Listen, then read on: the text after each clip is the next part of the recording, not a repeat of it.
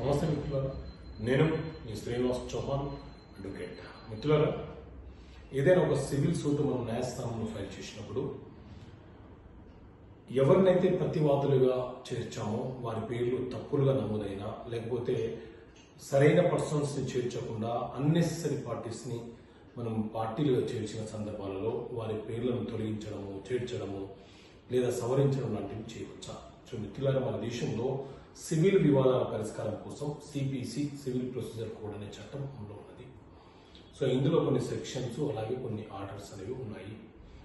అందులోని order 1 rule 10 ఏం చెప్తుంది అంటే, ఏదైనా ఒక సివిల్ కేసు మనం న్యాయస్థానంలో ఫైల్ చేసినప్పుడు ప్రతివాదులుగా ఎవరినైతే చేర్చామో వాళ్ళ పేర్లు తప్పులుగా నమోదవుతే వాటిని సవరణ చేసుకోవచ్చు.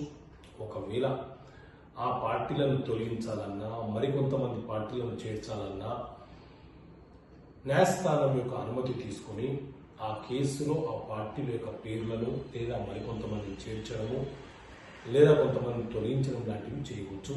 ఎందుకంటే మనము ఏదైనా ఒక సూట్ వేసినప్పుడు నెసెసరీ పార్టీస్ మీద ఫైల్ చేయకుండా అన్నెసెసరీ పార్టీస్ మీద సూట్ ఫైల్ చేసి ఆర్డర్ పొందినా, జడ్జిమెంట్ పొందినా ప్రయోజనం అనేది ఉండదు. కాబట్టి మీకు నిజంగా ఎవరైతే వివాదం సృష్టిస్తున్నారో ఆయా వ్యక్తుల పేర్లనే ఆ కేసులో పార్టీలుగా నమోదు చేసి కోర్టు నుంచి వాళ్ళకు సమన్స్ పంపించి మీరు న్యాయస్థానం ద్వారా జడ్జిమెంట్ కాపీని, ఆర్డర్ కాపీని పొందే ప్రయత్నం చేయాలి.